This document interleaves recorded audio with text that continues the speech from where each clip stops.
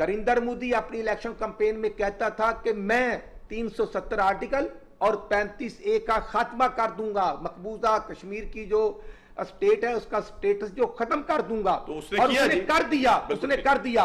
लेकिन मैं इमरान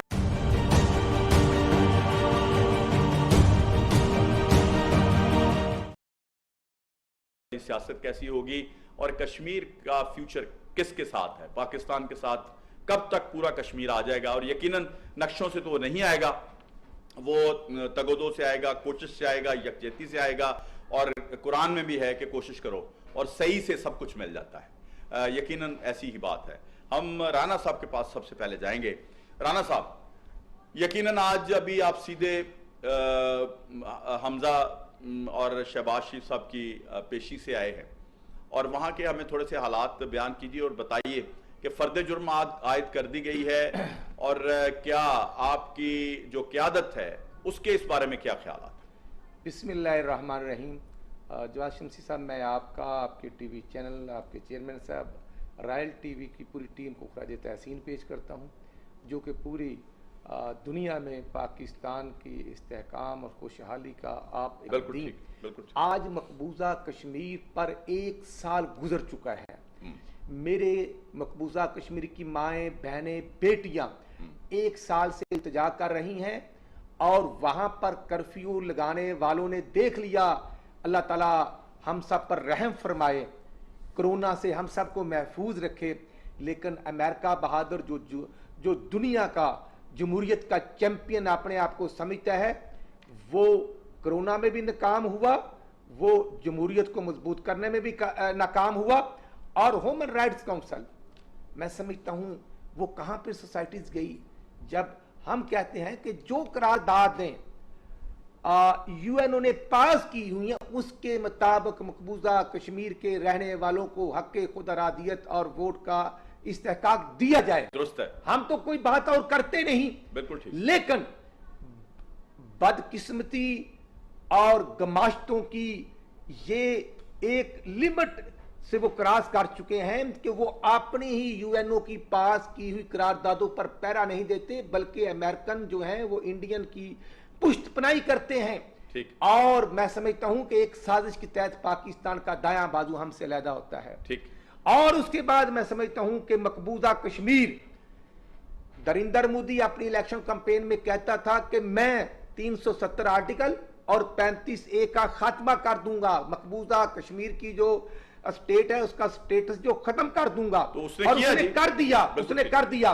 लेकिन मैं इमरान अहमद खान न्याई साहब जो आज मुल्क के प्राइम मिनिस्टर की सीट पर हैं, मैं समझता हूं कि जो भी प्राइम मिनिस्टर की सीट पर होता है वो अवाम का कस्टोडियन होता है, वो आइन का कस्टोडियन होता है, और वो मकबूजा कश्मीर के भाइयों, बहनों, बेटियों की आवाज भी होता है, उनका वकील भी होता है, और उनको जो हक लेकर देना है वो प्राइम मिनिस्टर उसको लीड भी करता है, स्पेशलार का किरदार भी अदा करता है। आज मैं इस मौका पर अफवाज पाकिस्तान के जवान और बहादुर बेटों को खराज तहसीन पेश करता हूं, जिन्होंने दहशतगर्दी की में शहीद हुए, जो आज LOC शहीद हुए। लेकिन गवर्नमेंट की खारजा पॉलिसीज की ये नाकामी है कि 1 साल के बाद वो कह रहे थे आधा घंटा जुम्मतुल मुबारक के दिन खड़े हो जाएं, बैठ जाएं, दुआएं कर ले, लेकिन मैं समझता हूं कि वो आधे घंटे के बाद कश्मीर का केस जो है वो कमजोर हुआ है। कश्मीर हमें उसी तरह लेना है जैसे 4 धमाके इंडियन ने किए थे। तो अल्हम्दुलिल्लाह पाकिस्तान के प्राइम मिनिस्टर मियां नवाज शरीफ साहब, पाकिस्तान की अस्करी क़यादत, पाकिस्तान की 22 करोड़ ने अटती हुई है। हम उस फर्दे जुर्म को बिल्कुल तस्लीम नहीं करते और ये ज्यादतियों का सिलसिला जारी सारी है जो पाकिस्तान की तरक्की के रास्ते में। एक तो कश्मीर के ऊपर मैं आपका मौक़िफ़ चाहूंगा, और दूसरा नैब का जो किरदार है इस वक्त सियासतदान उसको तस्लीम करने के लिए तैयार नहीं है, खा वो हुकूमती बेंचों में हो, खा वो अपोजिशन के बेंच के ऊपर ज्यादा जोर चल रहा है। अच्छा देखिए, कश्मीर कॉज में हमसे ना तसलसल के साथ बड़ी कोताहियां हुई हैं। मुझे याद पड़ता है, ठीक है, कि आज से 3-4 साल कबल मैं उस वक्त के वज़ीर आज़म जो थे नवाज शरीफ, उनके साथ अक़वाम मुत्तहिदा के इजलास में गया, तो उसमें वज़ीर आज़म के साथ अक़वाम मुत्तहिदा जनरल असम्बली के इजलास के अलावा हमें वहाँ के बैरूनी ममालिक के जो मीडिया के लोग हैं, जो सफारतकार हैं, वुज़रा आए होते हैं, उनसे मुलाकातों का ایک موقع ملتا ہے تو اس میں بہت سارا تبادلہ خیال ہوا، اس میں ہم نے کشمیر پہ بہت بات کی، ٹھیک، لیکن زیادہ تر لوگوں کا یہ ایک رائے تھی ان کی متفقہ کہ یہ کوئی دو ملکوں کا کوئی پراپرٹی کا کوئی جھگڑا ہے یا کوئی ذاتی قسم کا انا کا مسئلہ، یعنی زمین کا کوئی جھگڑا ہے، زمین کے ٹکڑے کا، انسانیت کا تذکرہ نہیں۔ بڑا دکھ ہوا، بڑی پریشانی ہوئی، بڑی تشویش ہوئی کہ میں نے کہا کہ ہم نے آج تک اس کاز پہ کام ہی نہیں کیا۔ میں اپنے سفارتکاروں کو بھی یہ ملے، اس میں کچھ اس طرح گما ہوا کہ جیسے ہمارے سفارتکار کو باہر جا کے پکنک ہی بنا رہے ہوتے ہیں اور وہ باقاعدہ پاکستان کی کاز کو یا کشمیر کی کاز کو ہائی لائٹ نہیں کرتے رہے۔ ٹھیک، اب چونکہ ایک تسلسل ہے کہ اتنا بڑا بیک لاگ ہے کہ کوتاہیوں کا، تو اس میں جا کے نئے سرے سے بریک تھرو کرنا ایک اچھا خاصا مشکل کام ہے، لیکن یہ بڑی ہولسٹک اپروچ چاہیے کہ آپ کو تمام سیکٹرز کو لے کے ساتھ چلنا ہے۔ قیادت کا یہی کام ہوتا ہے، جو لیڈر ہوتے ہیں آپ کے منتخب، وہ جیسے ابھی انہوں نے کہا کہ ڈرائیونگ سیٹ پہ جو بیٹھا ہوتا ہے اس نے سب کو ساتھ لے کے چلنا ہے، صحیح ہے، سب کو موٹیویٹ کرنا ہے۔ وہاں آپ نے یہ نہیں کرنا کہ آپ اپنے مورچے میں بیٹھ جائیں، دوسرے کو دوسرے مورچے میں بٹا دیں۔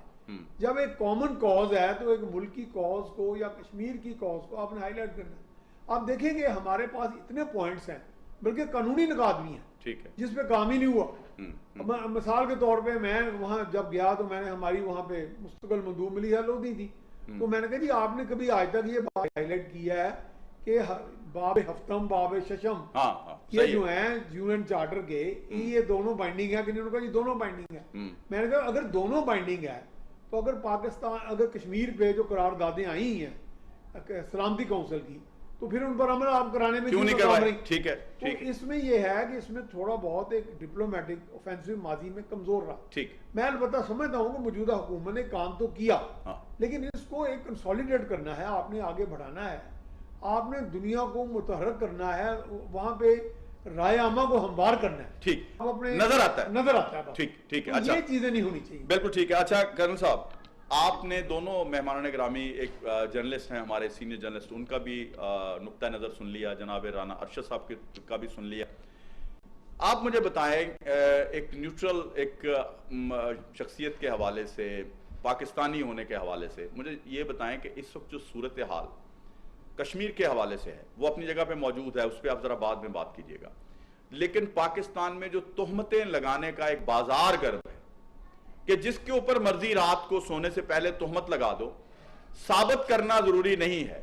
اب وہ بیچارہ لوگوں کو جواب دیتا پھرے کہ میں بے گناہ ہوں، میں نے کچھ نہیں کیا، میرے اوپر الزام ہے، یہ کیا رواج پڑتا جا رہا ہے، جبکہ اسلام میں شرعاً سختی سے منع اور گناہ کبیرہ میں تہمت کا ایک تذکرہ ہے، بہت بہتان بہتان پہ تہمت، بہتان، نو ڈاؤٹ یہ بہت بڑے گناہ ہیں، اور سورہ اسراء میں، سورہ حجرات میں بڑے سختی سے اللہ باری تعالیٰ نے منع فرمایا ہے۔ ایون جو ہے سورہ حجرات میں اللہ باری تعالیٰ فرماتے ہیں کہ غیبت کرنا، غیبت بھی تہمت کی ایک اس میں آ جاتی ہے پریٹیکسٹ میں، غیبت کرنا ایسے ہے، تہمت کرنا ایسے ہے کہ جیسے تم اپنے بھائی کا، مردہ بھائی کا گوشت کھا رہے۔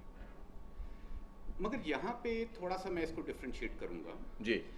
اداروں کا جو ہے کسی کو گلٹی کہنا یا یہ کہنا کہ یہ کام غلط ہوا ہے، وہ میں اس کو اسپیسیفک تہمت کے زمرے میں نہیں لاؤں گا۔ اچھا، ریزن بینگ کہ اداروں کا کام یا انسٹیٹیوشنز کا یا جو ہیں جسٹس پرووائڈ کرنے والے ادارے ہیں، ٹھیک ہے، سیو موٹو لیتے ہیں کوئی، وہ ایک چیز کو اسپیسیفائی کرتے ہیں کہ یہاں پہ جو ہے کوئی غلطی ہو رہی ہے، غلط کام ہو رہا ہے، اور اس کو جو ہے جس پہ وہ کہا جاتا ہے اس کا کام ہے کہ اپنے آپ کو ڈیفینڈ کرے، اور جس نے کہا ہے کہ یہ غلط ہو رہا ہے اس کا کام ہے کہ اس کو وہاں پہ پروف کرے کہ یہ گلٹی ہے۔ اچھا، نہیں اس سے پہلے تھوڑا سا آپ کو ذرا میں تھوڑا سا بریف کر دوں، آپ کائنڈلی اس پہ ذرا تھوڑا سا بتائیے کہ مجھے بتائیں کہ جب تک الزام ثابت نہیں ہوتا اس وقت تک اداروں کو چاہیے کہ اس کو مشتہر کریں، اس کو اپنا میڈیا کے سامنے لے کے آئیں ان الزامات کو۔ شمسی صاحب، بات یہ ہے کہ میڈیا سے کسی بھی بات کو روکنا یا چھپانا آج کے دور میں بہت مشکل ہے۔ ٹھیک، سوشل میڈیا، ٹھیک ہے، پہلے تو براڈ کاسٹنگ ہوتی تھی، اس کے لیے بہت آپ کو جو ہے انفراسٹرکچر چاہیے ہوتا تھا، تو ابھی تو یہ 8-10 ہزار بلکہ 4-5 ہزار کے موبائل کے ذریعے آپ براڈ کاسٹ کر رہی ہیں۔ بالکل ٹھیک، اور جو بھی چیز جس میں مرچ مسالہ شامل ہے وہ وائرل ہوتی ہے، ٹھیک، جس کا جو انٹرسٹ ہوتا ہے وہ اسے فردر وائرل کر دیتا ہے۔ ایبسلیوٹلی۔ تو اس لیے ہم یہ نہیں کہہ سکتے کہ ادارے جو ہے وہ جان بوجھ کے میڈیا کو کوئی چیز دیتے ہیں، یا میڈیا جو ہے وہ کسی چیز کو اچھالتا ہے،